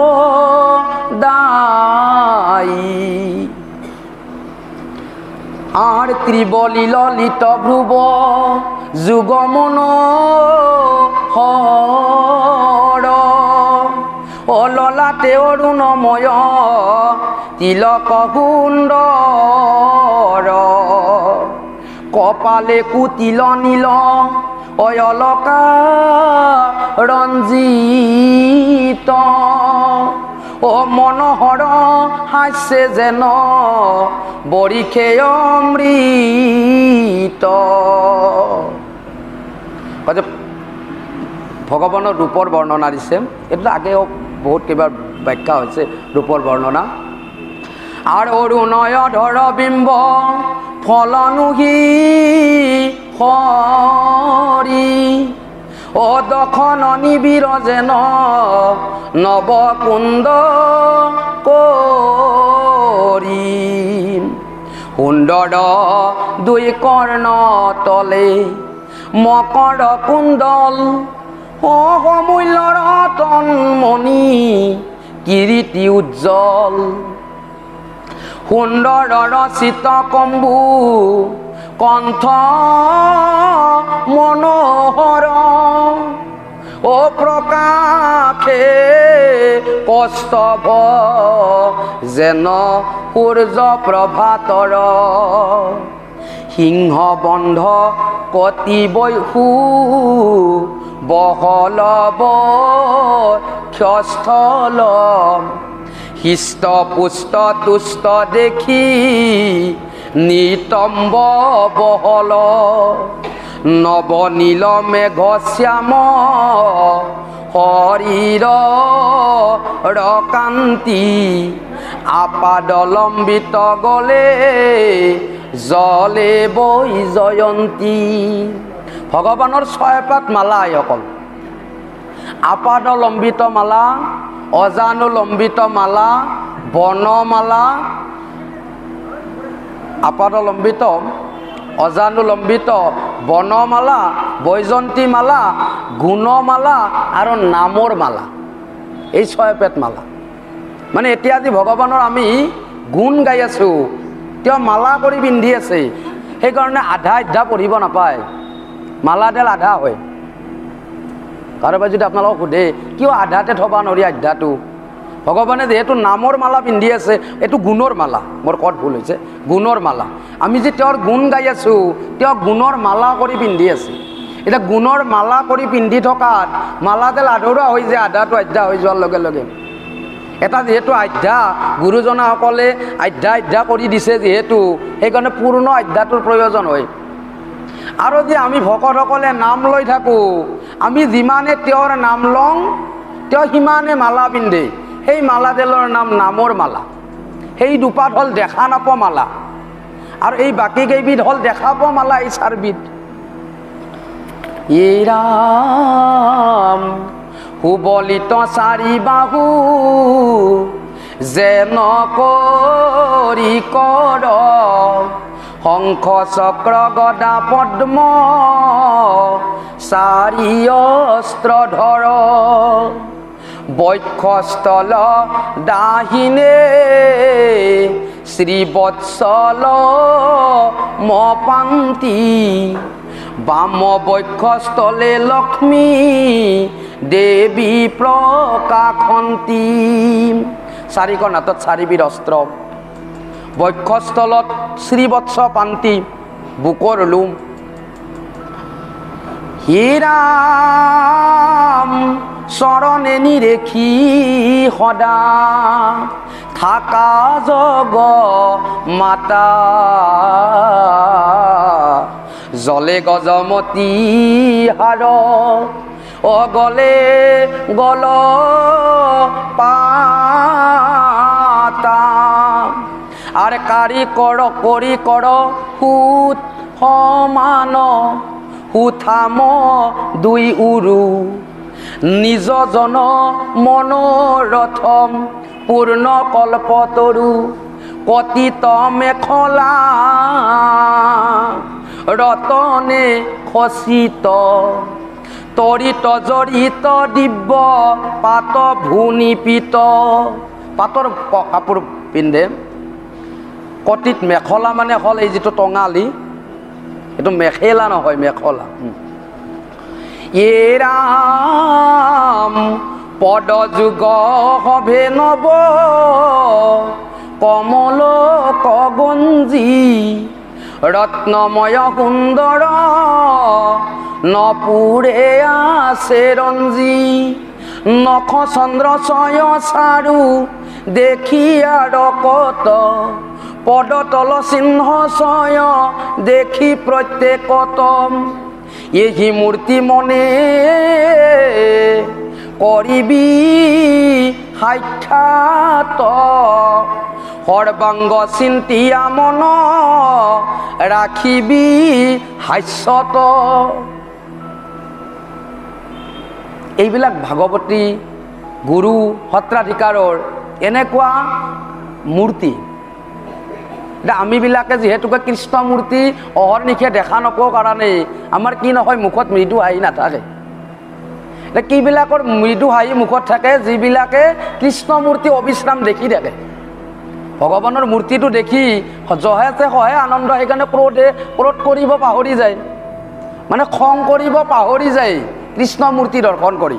এতিয়া নাৰদে ধ্ৰুৱক শিকাই দিছে কি বুলি, এই যিটো মই ৰূপৰ বৰ্ণনা দিলোঁ ভগৱানৰ মূৰ্তিটো এনেকুৱা, এই মূৰ্তিটো হৃদয়ৰ আগত ৰাখি তুমি আনন্দ মনে সৰ্বাংগ দৰ্শন কৰিবি, অহৰ্নিশে আনন্দিত হ'বা তুমি। এইটো ক'লে এ ৰাম আন হব নানা ৰূপ এহন্তে ধৰন্ত সৃষ্টি স্থিতি সংহাৰ কৰন্ত ভগৱন্ত। ও আন হব লীলা মনে চিন্তি যত পাৱেম কৰিবি বিস্তাৰ আৰু স্তুতি ভক্তি ভাবে মূল মন্ত্ৰ কহ তাক শুনাহা বধানে যাৰ সম মন্ত্ৰ ইয়াৰ নাই ত্ৰিভুৱনে। দ্বাদশ অক্ষৰ মন্ত্ৰ মন্ত্ৰতে প্ৰধান যাক জানি হৈয়ে নৰ শৰীৰ সমান। আৰু আন যিবিলাক ভগৱানৰ সৃষ্টি স্থিতি সংহৰণ কৰতা বুলি ভগৱানক জানিবি, ভগৱানৰ সৃষ্টি স্থিতি সংহৰণৰ লীলা মনত স্মৰণ কৰি ভক্তিভাৱে ভগৱানক স্তুতি কৰিবি। হে ধ্ৰুৱ মূল মন্ত্ৰ কওঁ শুনাচোন, যাৰ সমান মন্ত্ৰই নাই। এইটো যদি ভাগৱতীজনে নকয়ো আইসকল ওম নমো ভগৱতে বাসুদেৱাই নব, কিছুমান ভাগৱতী নাজানে নকয়, এইটো নকলেও আপোনালোকে নিজে মনে মনে ক'ব ভিতৰত। আৰম্ভ কৰাৰ আগে আগে শ্ৰোতা বক্তাই এই দ্বাদশ অক্ষৰী মন্ত্ৰ ক'বাই লাগে, এটা শাস্ত্ৰৰ নিয়ম। কিছুমান ভাগৱতীয়ে এইটো নাজানে সেইকাৰণে নকয়। এইটো আমি কিন্তু য'ত গ'লেও এইটো আপোনালোকক কোনোবাই নকলেও সেইটো মনেতে আপোনালোকে নিজে ক'ব, প্ৰকাশ নকৰিব। তেওঁ প্ৰকাশ কৰিলে কি হ'ব, তেওঁ লগে লগে ধৰা প্ৰাৰ্থনা আৰম্ভ কৰি দিছে, দ্বাদশ অক্ষৰী মন্ত্ৰ কোৱা নাই, তেতিয়াহ'লে তেওঁৰ প্ৰাৰ্থনাটোত খেলি মেলি লাগিব। খেলি মেলি নকৰিব, কিন্তু কি কৰিব, তেওঁ হৰিধ্বনিটো হোৱাৰ পাছত চাব যে তেওঁ দ্বাদশ অক্ষৰী মন্ত্ৰ গায় নে নাগায়। আৰু যদি গায় তেতিয়াহ'লেতো তেওঁৰ লগে লগে গালা বা তেওঁৰ গাৱাৰ পাছত গালা। আৰু তেওঁ যদি নাগায় তেতিয়াহ'লে আপোনালোকে মনতে এনেকৈ গাব, ওম নমো ভগৱতে বাসুদেৱাই নম, ওম নমো ভগৱতে বাসুদেৱাই নম, ওম নমো ভগৱতে বাসুদেৱাই নম। নুশুনাকৈ, মই শিখৰ কাৰণে শুনাকৈ কৈ দিছোঁ, আপোনালোকে তেনেকৈ নুশুনাকৈ গাই দিব। এতিয়া সেই দ্বাদশ অক্ষৰী মন্ত্ৰ ওম ন মো ভা গ ব তে বা সু দে বা য়, এই 12টা, 3 6 9 12, এই 12টা অক্ষৰী মন্ত্ৰ শ্ৰেষ্ঠ মন্ত্ৰ। সেই 12টা অক্ষৰত কি আছে, গোটেই ভাগৱতখন আছে। ধ্ৰুৱই শিশু ল'ৰাৰ কাৰণে তেওঁক 12টা আখৰত দিছি, আৰু ব্যাসে পণ্ডিত কাৰণে তেওঁ 12টা কথাত দিছি। জ্ঞান বিজ্ঞান তদংগ ৰহস্য গুণ ক্ৰিয়া দ্ৰব্য জাতি মায়া তৰণ জীৱৈক, তেওঁক তেনেকৈ দিছে। এ ৰাম অতে ৰাত্ৰ জপিলে দেখা দেন্ত দে বগন হাত রাত্রি জপে সিদ্ধ হয়ে প্রয়োজন মন্ত্রময় মূলময় দারুধা তুময় লেখা লেপা আনজত প্ৰতিমা আশ্ৰয় 13 ৰাত্ৰি যদি জপ কৰ তেতিয়াহ'লে দেৱগণক দেখা পাবা 7 ৰাতি জপ কৰিলে সিদ্ধ প্ৰয়োজন হ'ব এখন সত্ৰই প্ৰভুসকল আইসকল তেতিয়া মহাসত্ৰ হয় যেতিয়া তাত শ্ৰৱণ কীৰ্তন হয় এতিয়া গোপালাতাৰ সত্ৰ মহাসত্ৰ কাৰণ এই 1.5 মাহ জোৰা যি ভাগৱত শ্ৰৱণ কীৰ্তন আপোনালোকৰ সত্ৰই মহাসত্ৰ হ'বলৈ গৈ আছে খালি আপোনালোকে কৰক কি সহযোগ কৰক মানে উদ্যোক্তাসকলে ইমান কষ্ট কৰি তেওঁলোকে এই যি ইমান দিনীয়া গুৰুজনৰ আবিৰ্ভাৱ মহোৎসৱ পাতিছে তাত আপোনালোকে সহযোগ কৰক আৰু সেই সহযোগে কি কৰিব মহাসত্ৰলৈ পৰিগণিত কৰাব সত্ৰ এখনৰ বিল্ডিং হ'লে সত্ৰ এখনৰ মাটি বেছি থাকিলে তাক মহাসত্ৰ নুবুজায় সত্ৰখনৰ যেনিবা তোমাৰ 50 বিঘা মাটিৰে সত্ৰ হ'ল তাত যদি শ্ৰৱণ কীৰ্তন নহয় কি সত্ৰই নহয় এনে সেইটো ঘৰ হ'ব আৰু যদিহে শ্ৰৱণ কীৰ্তন চলে তেতিয়াহ'লে তাত ভাঙাই ঘৰ হ'ব ঘৰটো যেনিবা ভাঙাই ভাঙা হ'লে কি হ'ব মহাসত্ৰলৈ পৰিগণিত হ'ব গতিকে সেইটো ইয়াত নাৰদে ক'লে যে যি মন্ত্ৰময় মানে ৰাম নামটো লেখা আছে এইটো মন্ত্ৰময় মূৰ্তি বুলি কয় যদি ধাতুময় সোণাৰ ৰূপাৰ তামাৰ লোহাৰ এইবিলাকক ধাতুময় মূৰ্তি বুলি কয় লেখা লেপ্পা মানে এই যে মাটিৰ মূৰ্তি এইবিলাকক লেপ্পা বুলি কয় খেৰৰ ভুটা বনাই তাত লেপি যিটো মাটিৰ মূৰ্তি বনোৱা যায় আৰু যদি কিবা তেনেকুৱা প্ৰতিমা আছে এই প্ৰতিমাত তুমি কি কৰিবা শালগ্ৰাম শিলাত যে শ্বেতমণ্ডলত জলয়া দিয়া নানা অধিষ্ঠানজত অধিকাৰী ভেদ যাতে তাতে নিষ্ঠা কৰি শুদ্ধ মনে ভক্তি ভাবে আৰাধিবি হৰি শালগ্ৰাম শিলাত পানী জল যিটো য'ত ক'ত থাকে খেতি অপ তেজ মৰুত ব্যয় মাটি পানী আকাশ বায়ু এই অগ্নি এই 5টা ভূতৰ কিবা এটা বস্তুকো ভগৱান ভাৱনা কৰি অজনা কৰিব পাৰিবা ইয়াত একোই নাই এই আসনখন নাথাকিলেও তাত যদি চাকি এগছি জ্বলাই থৈ দিয়ে সেইটোও ভগৱানৰে মূৰ্তি সেইটো কি মূৰ্তি হ'ব তোমাৰ এতে যিটো মূৰ্তিৰ কথা কৈছে যে তোমাৰ এই জল আদি নানা অধিষ্ঠান যদি 1 গিলাচ পানী থৈ দিওঁ ইয়াত সেইটোও ভগৱানৰ মূৰ্তি এইটো জল মূৰ্তি সেইটো অগ্নি মূৰ্তি একো নাই তথাপিতো মূৰ্তি আকাশখনো মূৰ্তি ভগৱানৰ মূৰ্তি আকাশখনো পাইছে না কথাটো বুজি এই লাইনটোই এই ক'ব বিচাৰিছে তাৰমানে তুমি যদি একো তেনেকুৱা মূৰ্তিয়ে নোপোৱা তেতিয়াহ'লে ভগৱানে যি পঞ্চভূতত বিৰাজমান হৈ আছে তাৰে কিবা এটা মূৰ্তি ল'বা তুমি আৰু মূৰ্তি লৈ উপাসনা কৰিবা এনেকৈ কৈছে এ ৰাম গন্ধ পুষ্প ধূপ দীপে নৈবদ্য মিলাই ফলমূলয়ান যত উপহাৰ পাই এটা আমাৰ জনসমাজত প্ৰভুসকল আইসকল শব্দ আছে যে মানুহ নাহাৰ কাৰণে শংকৰদেৱ গুৰুজনাই প্ৰসাদ কৰিছিল এইটো কিন্তু মোৰ দৃষ্টিত কিন্তু মই শুদ্ধ বুলি নাভাবোঁ কথা কাৰণ মূল সংস্কৃত ভাগৱতখনতো নৈবদ্য ধূপ দীপ এই বস্তু ফল মূল এই মূল সংস্কৃতখনতো আছে শংকৰদেৱ গুৰুজনে সংস্কৃতৰ পৰা টাইটেলি ভাষালৈ অনুবাদহে কৰিছে। কাৰণ মূলতে কি আছে, পূৰ্বতেও শংকৰদেৱ গুৰুজনাই নকৰতেও প্ৰসাদ ব্যৱস্থা আছিল। এইবিলাক এনেকুৱা কথা, মই এইটো বিশ্বাসে নকৰোঁ। মানে এনে তাৰমানে এটা কৈ দিয়ে যে শংকৰদেৱ গুৰুজনাই হয়তো তেওঁ মুখ ব্যৱস্থা কৰিছে, মানে এটা নিৰ্দিষ্ট বস্তু কৰিছে কি বুলি, যে মুখ দিব লাগিব। কিন্তু তাৰে আগে কিন্তু ফল মূল দিয়া, কিবা দিয়া, এইবিলাক ভাগৱতত সত্যৰ পৰাই আছে। তাৰমানে এইটো সত্য ত্ৰেতা দাপৰতো কলিতো তোমাৰ দেৱ দেৱী উপাসনা কৰোঁতে বস্তু দিছিল, কিন্তু সেই মানে প্ৰসাদটো তেনেকুৱাকৈ সৃষ্টি হোৱা বস্তু ভাগৱতৰে বস্তু, এইটো আগৰ পৰাই আছে। ওৰাম তুলসী কুকুম মাধ বৰ প্ৰিয়তৰ, এই কথাটোৱে কি কৰে জানেনে আইসকল, ভগৱানলৈ আগবঢ়োৱা প্ৰসাদখনক উপলঙা কৰে।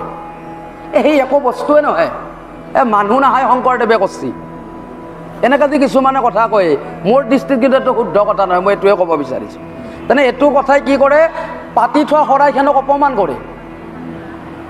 মানুহ নাহাৰ কাৰণে কৰা বস্তু নহয়, ভগৱানক শ্ৰদ্ধা আকাৰে আগবঢ়োৱা বস্তু। তাক শংকৰদেৱ গুৰুজনাই হয়তো কিবা এটা বস্তু সৃষ্টি কৰিছে, কিন্তু সেই বস্তুটো আগৰ পৰাই আছে।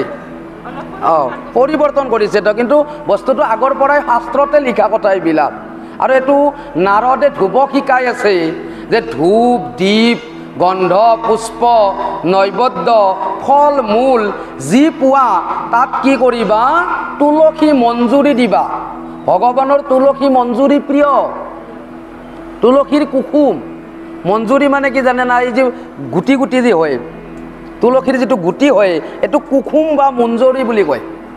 সেই কুসুম বা মঞ্জুৰি দিলেহে সেই খাদ্যখিনি ভগৱানে বেছি ভাল পায়। তুলসী যদি দিয়া যায়, কাই শিকালে, নাৰদে ধূপক শিকাইছে। এ ৰাম তুলসী কুসুম মাধৱৰ প্ৰিয়তৰ, তাৰ মালা হাৰ গাঁঠি দিবা হা বিস্তৰ। তুলসীৰ মালা গাঁঠি দিবা, সেইটো ভগৱানে বেছি ভাল পায়। ও কিখলয় দল জল অক্ষত অংকুৰ, কাল দেখ পাই যত সম্ভাৰ প্ৰচুৰ। ইৰামাত্মায় অনুৰূপে চিত্ত বৃত্তি অনুহাৰে, মিতাহাৰ জিতা খান হৈবি নিৰন্তৰে। কাল দেশ পাত্ৰ চাই য'ত যি পোৱা সেইটোৱে আগবঢ়াবা, কিন্তু তুমি ভাল পোৱা হ'ব লাগিব। আইসকল, তুমি যিটো ফুলৰ গন্ধ বেয়া পোৱা সেইটো ভগৱানক নিদিবা। এইটো আমি কোৱা কথা নহয়, ভাগৱতত লিখিত কথা যে তুমি যিটো ফুল বেয়া পোৱা এইটো নিদিবা। তুমি যিটো ফল খাই বেয়া পোৱা সেই ফলটো ভগৱানক আগ নবঢ়াবা, তেতিয়া ভগৱানে নলাব। তুমি বেয়া পোৱা যেতিয়া তাক ভগৱানে গ্ৰহণ নকৰিব, এইটো মনত ৰাখিবা। তুমি বেয়া পোৱাটো ভগৱানক নিদিবা গুণতি, ভাল পোৱা বস্তুহে ভগৱানৰ চৰণত নিবেদন কৰিবা। এতিয়া আমি ইয়াত কি দিওঁ, মুখ দিওঁ।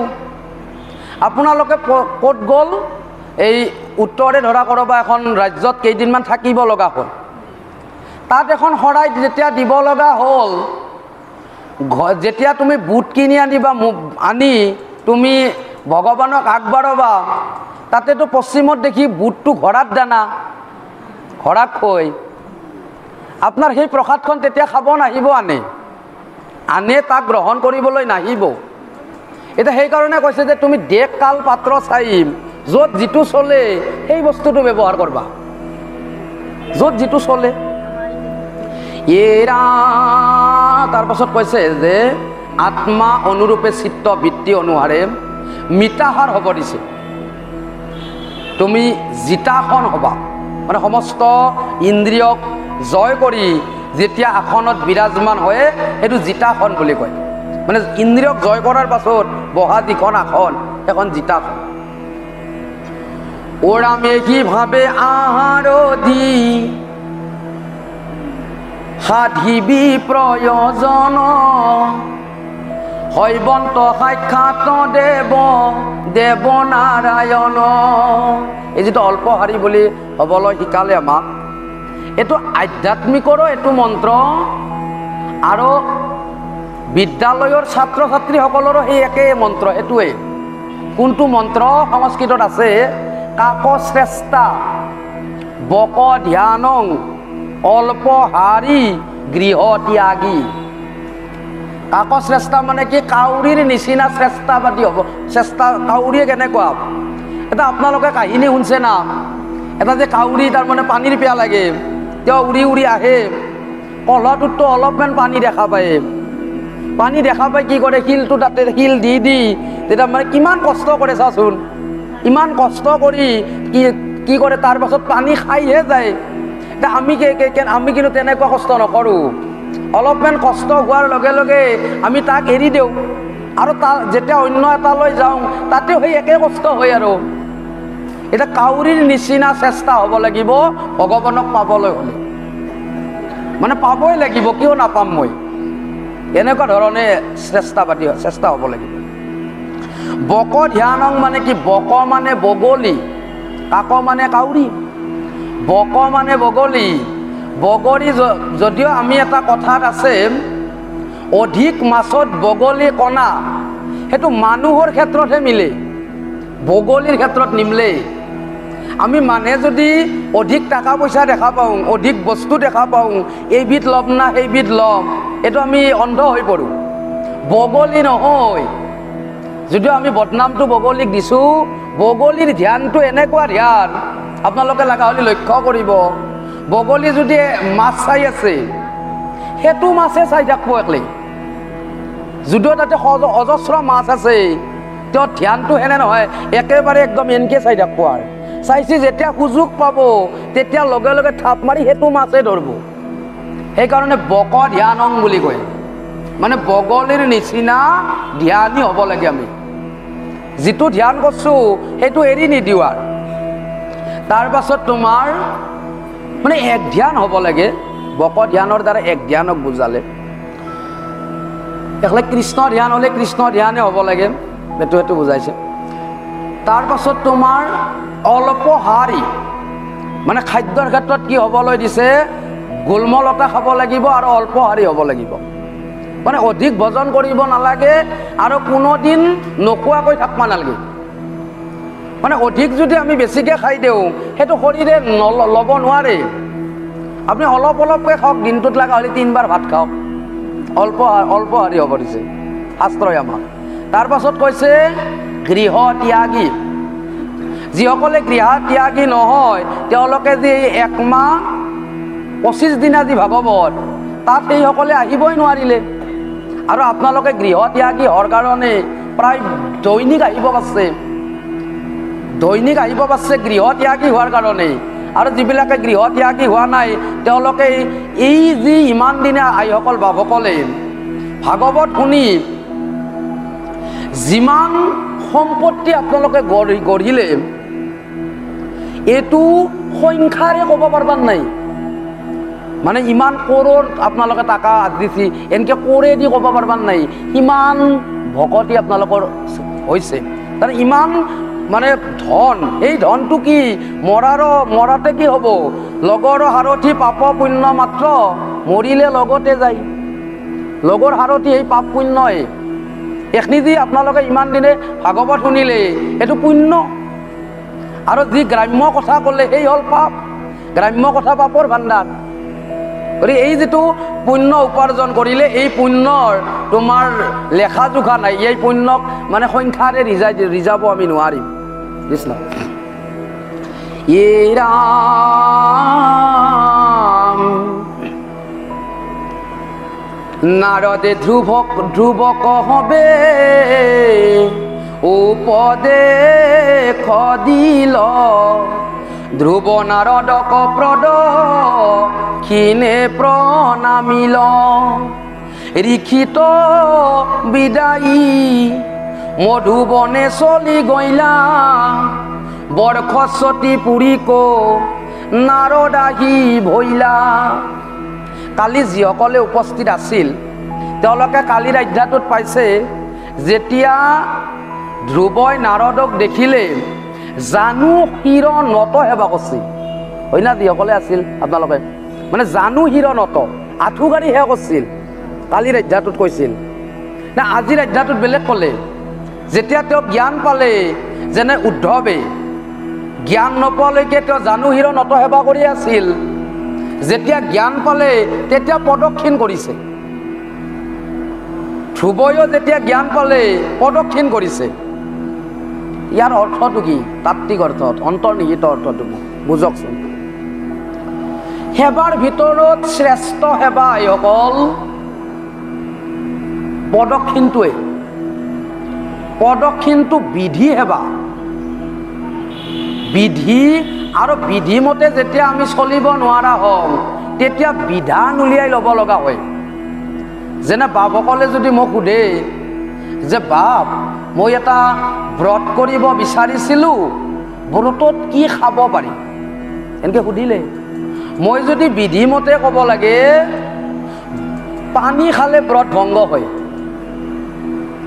এতিয়া কোনোবা একজনেতো ক'লে যে মই পানী নোখোৱাকৈ যে মই নোৱাৰোঁ এতিয়া তেতিয়াহ'লে কি কৰা যাব মই ক'লোঁ যে পানী তেতিয়াহ'লে খাবা নম্বৰ হয়তো 100 নাপালেও 90 পাবা পানী খাবা এই যিটো পানী খাবা বুলি ক'লোঁ এইটো কিন্তু বিধি নহয় এইটো বিধান আপুনি নৰা হ'ল না আপোনাক বিধান দিব লগা হ'ল আমাৰ আইগৰাকীটো ক'লাক যে মই যে পানী খাইও নৰোঁ পাপা এইটো বহুত বয়স হৈছে কিবা বেলেগ উপায় দিবা নৰা না তেতিয়া ময়ো আইক লগি বয়া লাগি ফল মূল খাবি আই দে হ'লি ভাতটো নাখাবি এনেধৰণে ফল মূল খাবা দিলোঁ কোনোবা আৰু একজনী বেলেগ আইয়ে শিৱাগৰ পৰা ক'লাক মইতো বাপা ফল মূল খাই থাকবা নৰোঁ বেলেগ উপায় দিবা নৰে না তেতিয়া আপোনাক ক'লোঁ যে আপুনি ৰুটি খাবতে ভাত নাখাব এই যিটো পিছত কৈ থাকলোঁ সেইটো বিধান বিধি নহয় বিধি দি প্ৰথম কৈছিলোঁ যে পানী খালে ব্ৰত ভংগ হয় সেইটোৱে বিধি আছিল ঠিক তেনেকুৱা ধৰণে বিধি সেৱা প্ৰদক্ষিণ কিয় প্ৰদক্ষিণ কৰিলে কাকো পাছ দিয়া নহয়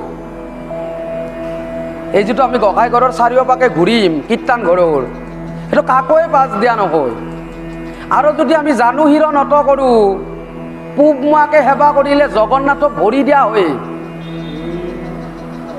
জগন্নাথে আমাৰ মা হৈ নাছে পশ্চিম মা হৈ আপুনি ভাবে যদি মই পশ্চিম মুৱাকে সেৱা কৰিম পশ্চিম মুৱাকে সেৱা কৰিলে কৃষ্ণক ভৰি দিয়া হয় আপুনি ভাবে যদি মই উত্তৰ মুৱাকে কৰিম তেহ'লে উত্তৰ মুৱাকে সেৱা কৰিলে যমক ভৰি দিয়া হয় যমে মহাবৈষ্ণৱ যমক ভৰি দিবা নৰ আপুনি যদি ভাবে যে মই দক্ষিণ মুৱাকে সেৱা কৰিম দক্ষিণ মুৱাকে সেৱা কৰিলে মহাদেৱক ভৰি দিয়া হয় কহাৰ মুৱাকে সেৱা কৰিব আপুনি এইকাৰণে এই যিটো সেৱা জানু হিৰ নত সেৱাবিলাক আমি বিধানমতে চলব লগা হয় আমি প্ৰত্যেক সেৱা এইটো আৰু প্ৰদক্ষিণ কৰিব নোৱাৰোঁ ভগৱানক চিন্তা কৰি আৰু আমি পাছ দিয়া হ'লেও আমি কৃষ্ণক চিন্তা কৰি আৰু আমি সেৱা কৰিব লগা হয় সেইকাৰণে সেৱা আইসকল বছৰত পাৰিলে আপোনালোকে এদিন কীৰ্তন ঘৰৰ চাৰিওপাকে ঘূৰিব ঘূৰি সেৱা কৰিব এইটো এনে শেষ সীমাটো হ'ল 7 পাক দেহা যদি ভালে থাকে আৰু শেষ সীমাটো 7 পাক যদি কৰিব নোৱাৰে 3 পাক কৰিব 3 পাক যদি ঘূৰিব নোৱাৰে 1 পাক ঘূৰিব যদি পাৰ মানে এইটো যেতিয়া বছৰত এবাৰ ঘূৰিব লাগে যদি ভাগৱত ঘূৰাব লাগে একবাৰ ভাগৱত শোভাযাত্ৰা হৈ যেতিয়া ঘূৰিব এই যে বছৰটোত জানু হিৰ নত সেৱা কৰোঁতে যিখিনি দোষ হৈছিল মানে কাভে কাভে 5 দিন আগতে যি দোষ হৈছিল সেই দোষখিনি সিদিনা শুদ্ধতাক লাগি যাব সেই ফলটো সিদিনা পাব আপোনালোকে সেইকাৰণে প্ৰদক্ষিণ সেৱাটো শ্ৰেষ্ঠ সেৱা প্ৰদক্ষিণ কৰাৰ লগে লগে কি হয় আপোনালোকে ধূপটো প্ৰদক্ষিণ কৰে এইটো মই জানো ধূপটো কিয় ঘূৰাই এইটো জানে না আইসকলে বহুতে কি ভাবে জানো ন ঠঙাটো অলপ বেছিকৈ ওলাৰ কাৰণে ঘূৰাও বুলি ভাবে এইটো অৰ্থ নহয় ধূপটো ঘূৰাই কিয় এইটো শিকি ল ধূপটো কিহৰ কাৰণে ঘূৰাই এনেকৈ ঘূৰে দিয়াৰ লগে লগে চাৰিওভাগে দিয়া হয় গোটেই কথাকে 10 দিশক দিয়া হয় ইনকে দিয়াৰ লগে লগে তোমাৰ এহে উত্তৰ এহে গুচি গেল এহে দিয়াৰ লগে লগে পূবক গুচি গেল দক্ষিণক গুচি গেল পশ্চিমক গুচি গেল মানে ইনকে দিয়াৰ লগে লগে গোটেই ভাগেই গুচি গ'ল সেইকাৰণে ধূপটো ঘূৰাই 60 ঘৰা ঘূৰাব লাগে মানে ছাতি ঘোড়া ডাইৰেক্ট জ্বলাই তাতে দিনতে তোমাৰ পাৰিলে এনেকৈ হাতত লৈ মানে ঘান্তি লৈ এইটো এনেধৰণে আৰতি কৰাৰ নিচিনাকৈ বাকী অন্য ৰাজ্যবিলাকত আৰতিয়ে কৰে, কিন্তু আমাৰ অসমত এইটো হৈ উঠা নাই। আমাৰ তোমাৰ তাতে জ্বলাই থৈ দিয়া যায়। এইটো পাৰিলে তাৰমানে আৰতিৰ আকা একপাক এনে ঘূৰাই দিলা, এনেকৈ হাতত ল'লা ছাতি ঘোড়া লৈ এনেধৰণে ঘূৰাই দিলা। ঘূৰাই দিয়াৰ লগে লগে কি হ'ল, গোটেই 10 দিশে পালি। আৰু এনেধৰণৰ এতিয়া ভগৱন্তক দিলি গোটেইয়ে পায়, কোনোবাই এনেকুৱা যুক্তি দিব পাৰে, যুক্তিৰ শেষ নাই। এতিয়া আমি পূবমুৱাকৈ দিওঁ, কৃষ্ণক পুজিলে সকলোৰে যিহেতু পূজা হয়, কৃষ্ণক দিয়াৰ লগে লগে গোটেই পায়। তথাপিতো কৃষ্ণক দিয়াৰ লগে লগে যদিও পায়, তেওঁলোকক ভকত মহাদেৱে বা জমে তাহুঙো পালি, ভগৱানৰ লগত ভকতকো পালি, ভকতে ভগৱন্তটো ভগৱানৰ লগত ভকতে পালি এটা মনটো আনন্দ নহ'ব, বেছি আনন্দ হ'ব এনেকৈ নিজাববীয়াকৈ দিব পাৰিলে, এনে দিয়া মাত্ৰাকে। যেনে মই যদি কিবা 1 লাখমান টকা সত্ৰত দি যাওঁ, আপোনালোকক ভাগে দিবা, গোটেইকে দিব। এতিয়া মই যদি হাতে দি এনেকৈ গোটেই কথা একদম আনন্দটো বেছি হ'ব নহয়। তাতে দিলেও দিলা হয়, কাৰণ মূলত দি গেলি আপোনালোককো দিব, কিন্তু এনেকৈ দিলে বেছি আনন্দ হ'ব। ঠিক তেনেকুৱা কথাটো ভগৱানক ডাইৰেক্টলি এনেকৈ দিলেও পায়। এতিয়া সেই হেতু তোমাৰ ধূপটো ঘূৰোৱা হয়। হে ৰাম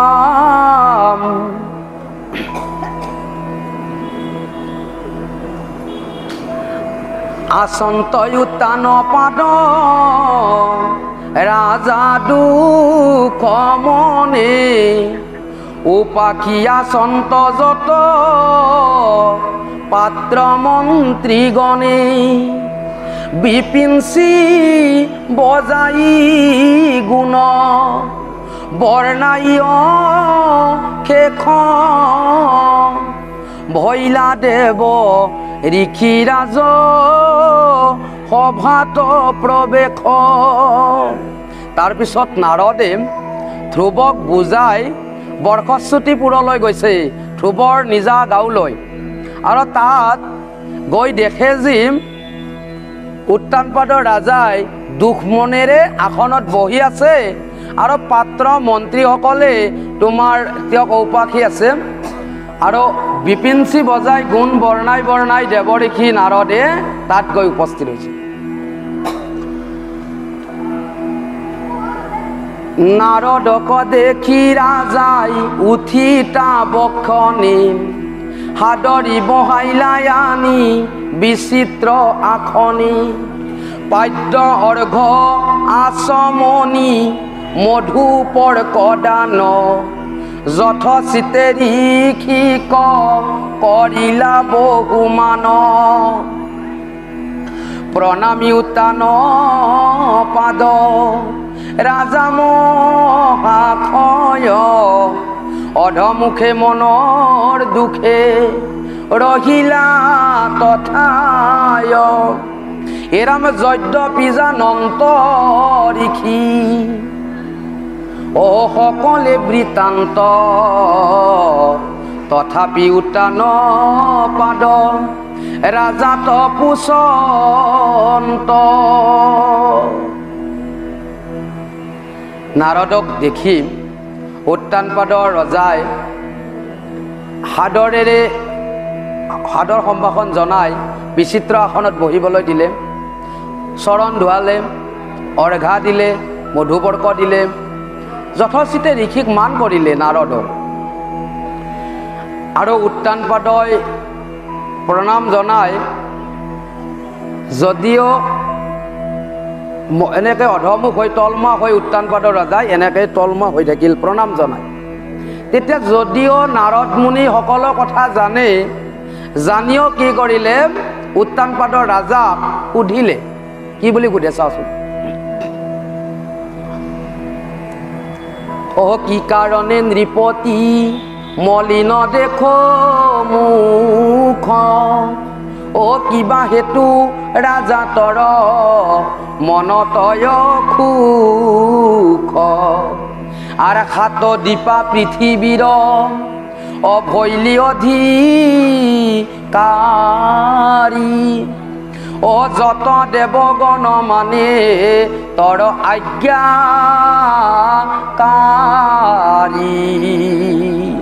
হে মহাৰাজ, তোমাৰ কিহৰ কাৰণে এনেকুৱা দুখ মন হৈছে? মুখত ছবিত দেখা পাইছোঁ তুমি দুখিত হৈ আছ।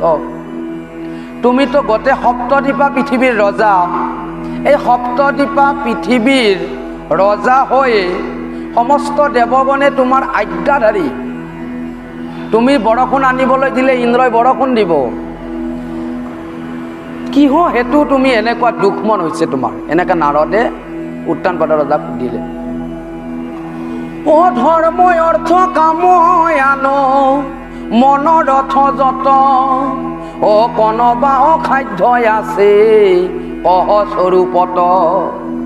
নিশ্বাসতে জীয়া ৰাজাই অবোলে দুখ মনে, মই অধমৰ কথা সোধা কি কাৰণে। শুনা গুৰু বাপ তুমি কহিবাৰ ঠাই, মৰ সম পাপীত ত্ৰিভুৱনে নাই। হে মহাৰাজ, ধৰ্ম অৰ্থ কাম মোক্ষ যিবিলাক মনৰত আছে, তুমি কি অসাধ্য আছে তোমাৰ? তুমি চবেই ল'ব পাৰো, এজন পৃথিৱীৰ ৰজা। তেতিয়া এটা হুমুনিয়াকাৰী দুখ মনেৰে উত্তানপাদ ৰজাই নাৰদক কৈছে যে মই অধম। কি কথা সুধিছ তুমি? তুমি যিহেতু গুৰু, তোমাক ক'ব পাৰি, ইয়াতে শিকিব লগা তত্ত্ব এইটো। তাৰমানে কি, আমি দুখৰ কথা গুৰুজনাৰ আগতহে ক'ব পাৰোঁ। গুৰু কাই কাই আদি গুৰু মাক বাপেকৰ আগত ক'ব পাৰি, স্কুলৰ শিক্ষাগুৰুৰ আগত ক'ব পাৰি, শৰণ গুৰুৰ আগত ক'ব পাৰি, আৰু ভজন গুৰুৰ আগত ক'ব পাৰি। তাত বাদে যদি আনৰ আগত দুখৰ কথা কওঁ, কি হ'ব? এইটো শিকি লোৱাচোন। কি হ'ব? কি হ'ব? তৃতীয় ব্যক্তিয়ে তোমাৰ দুৰ্বলতাৰ সুযোগ ল'ব। তেনে তুমি ধৰা কি দুখৰ কথা কোনোবা এজনী তোমাৰ লগৰ মহিলাক কয়, আপোনালোকে যেতিয়া কৈ থাকে দিনে দিনে, কওঁতে কওঁতে এদিনতো তোমালোক দুয়োজনৰে কাজিয়া লাগিল। কাজিয়া লাগাত তেওঁ বুজিব কি বুলি, যে এওঁৰ দুৰ্বলতাটো হ'ল বৰেকে। মই এওঁক একো মাৰিব নালাগে, একো ক'ব নালাগে। বোৱাৰীয়েকক যাই যদি মই দুই এষাৰ কথা লুগে দি আহোঁ, বোৱাৰীয়েকে মাৰিব তেওঁ। তেনে তেওঁ বুজি পালে না দুৰ্বলতাটো। সেইকাৰণে দুখৰ কথা মানে আনক ক'ব নাপায়, এইটো গুৰুত বাদে। এতিয়া উত্তানপাদ ৰাজাই কৈছে, তুমি যিহেতু মোৰ গুৰু, সেইকাৰণে তোমাৰ আগত ক'ব পৰা।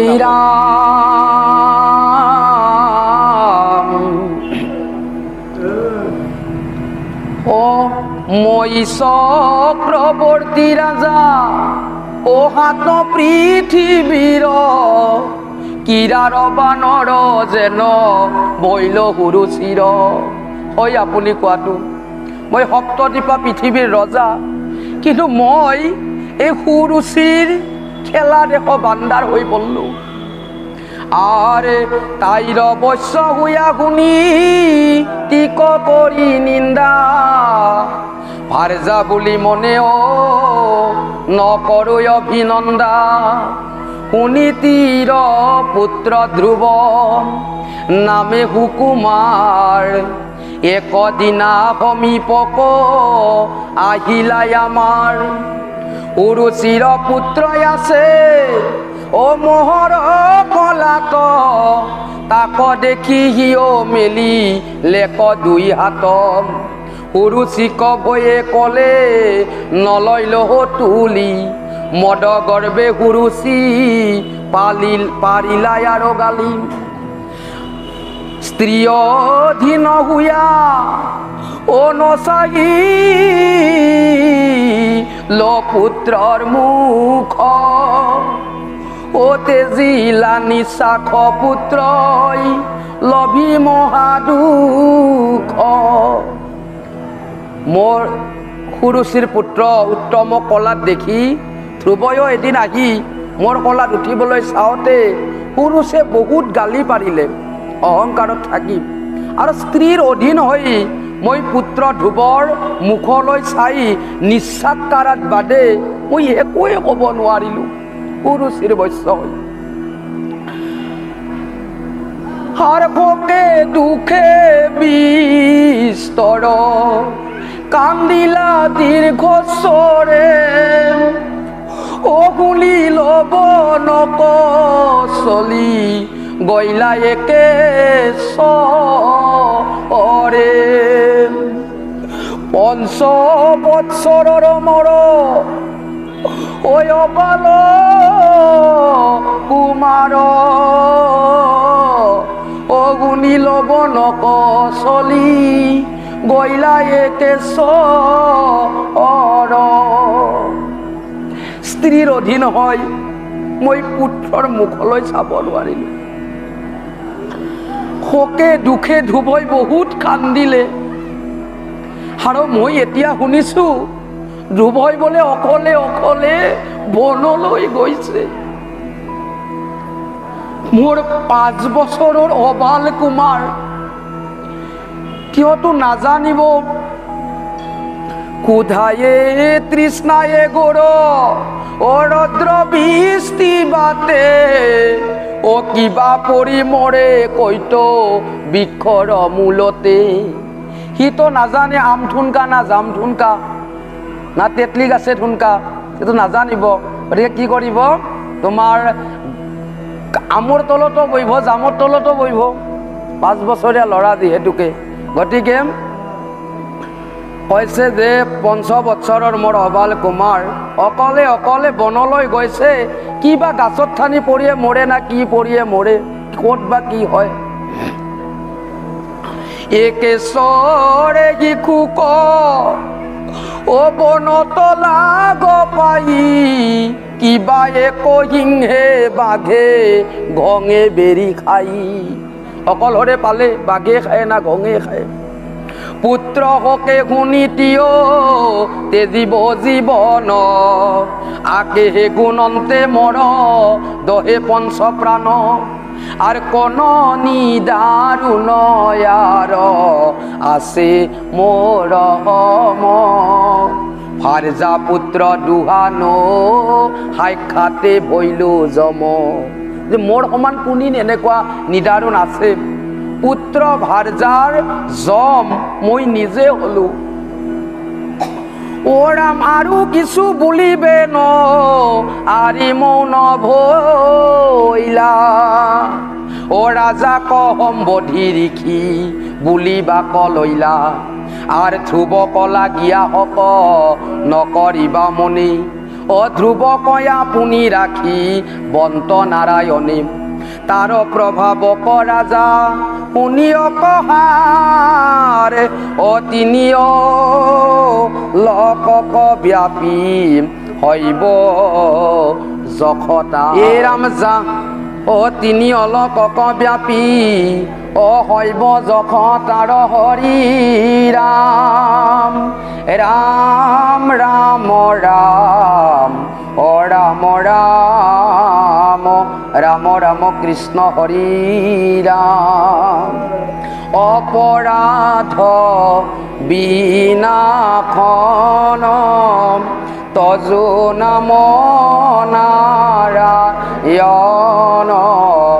জানি নামে অখিল হৰণী আনগতি নাহিকে মৰণী অপৰাধ ক্ষমা কৰি তুমি দয়া শিল হৰি মক ৰক্ষা কৰি